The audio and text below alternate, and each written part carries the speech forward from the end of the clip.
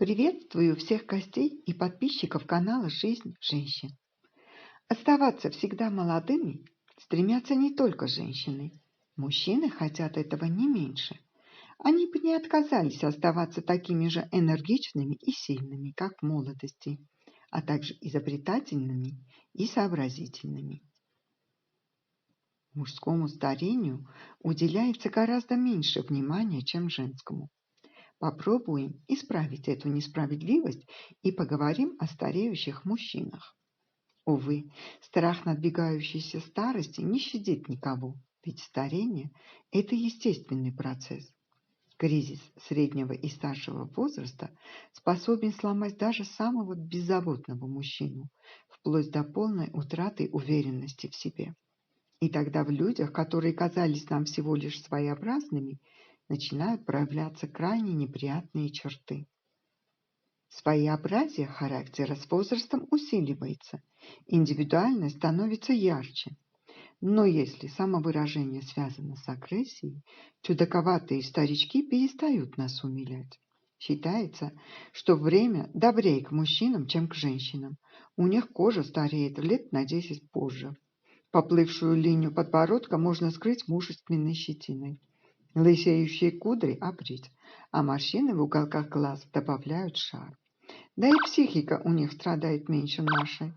Не так уж зависят от внешней привлекательности те, кто по давним российским меркам должны быть чуть посимпатичнее обезьяны. Любители юных девушек незаметно для себя могут скатиться к липкому образу старика Козлатуева.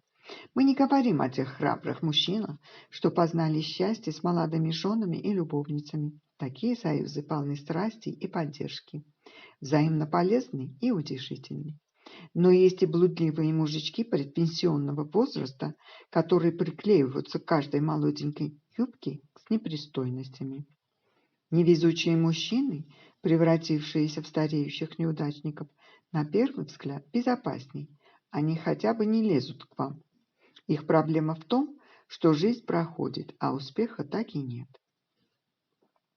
Они осознают в себе некий потенциал, видят кругом примеры успешной реализации, но сами почему-то не смогли добиться ни одной жизненной цели.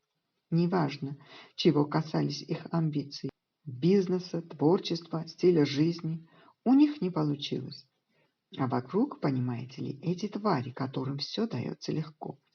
С особым раздражением неудачники относятся к талантливым женщинам.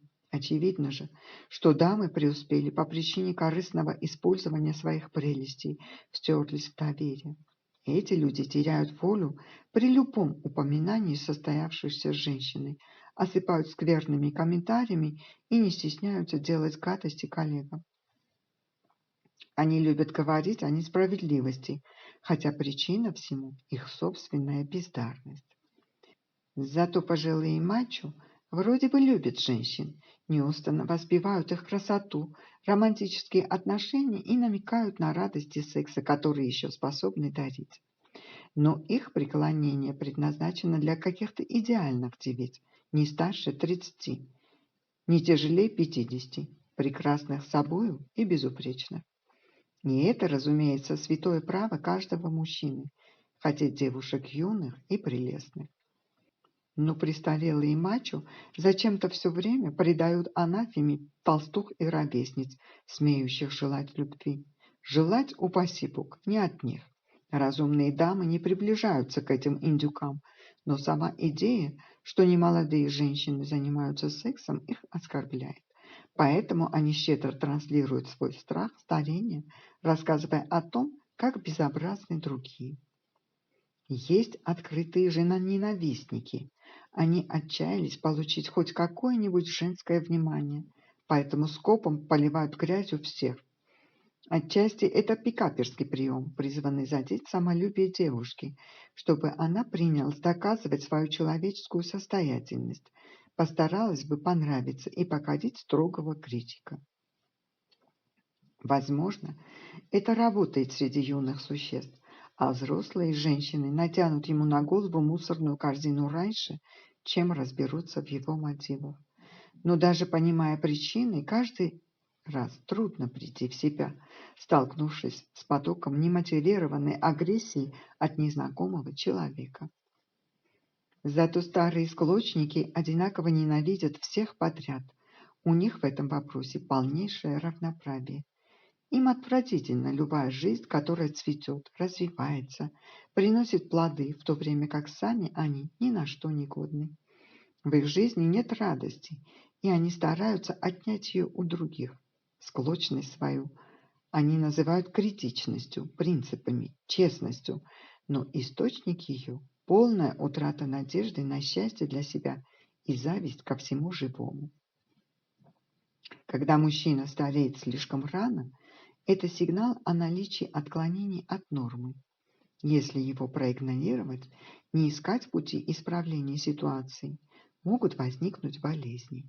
Старение может быть внешним или внутренним. В первом случае человек сидеет, кожа становится морщинистой, расшатываются зубы и возникают другие внешние возрастные признаки.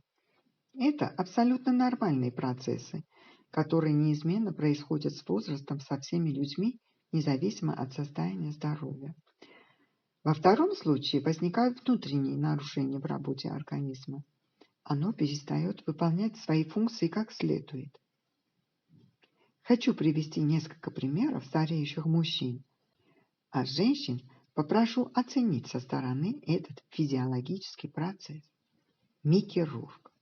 Увы, но Микки можно отнести к звездам, которые некрасиво постарели. Не знаем, что бы было с Микки Рурком, если бы он старел естественным путем, но то, что сделали с ним хирурги, по-настоящему пугает. Однако харизма, конечно же, осталась, что и спасает ситуацию. Александр Домогаров.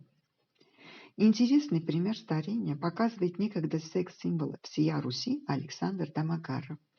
Герой-любовник, который разбил не одно сердце, попал под дурное влияние то ли возраста, то ли болезней, а может и дурных привычек. В любом случае, он довольно сильно изменился с тех пор, как о нем грезила половина женщин страны. Леонардо Ди Каприо. В своем взрослении Лео Ди Каприо нравится нам больше. Смазливый парнишка-авантюрист, каким мы видели его в кинофильмах своей молодости, кумир миллионов девушек, сегодня стал настоящим красавчиком. Даже несмотря на лишние килограммы и утраченную смазливость, он продолжает крутить романы с молодыми моделями. Ричард Гир. Одним из примеров правильного мужского взросления, на мой взгляд, является Ричард Гир.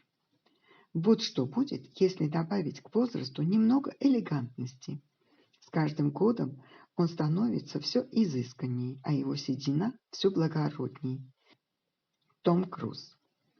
Красавчик Том Круз в последние годы перестал быть похожим на себя.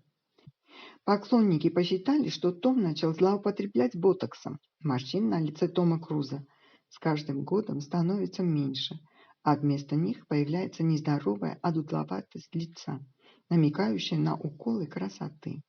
Хью Хефнер. Легендарный основатель и шеф-редактор журнала Playboy ушел из жизни в возрасте 91 года. Однако и в старости его окружали молоденькие нимфы. И пусть их назначение из сексуального давно уже превратилось в чисто эстетическое, но многие мужчины хотели бы провести последние годы жизни именно таким образом.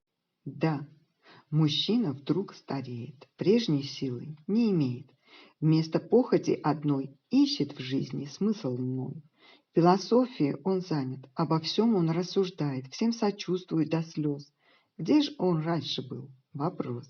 Раньше похоть все застила, слишком много было силы. Всех попробовать хотел, был любитель женских тел. А теперь он ищет ласки и сочувствия, без маски.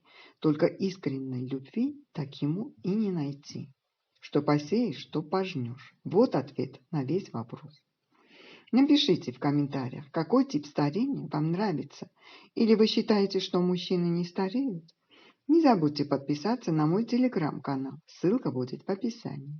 А я благодарю вас за лайки, репосты и отзывы. До новых выпусков. Пока!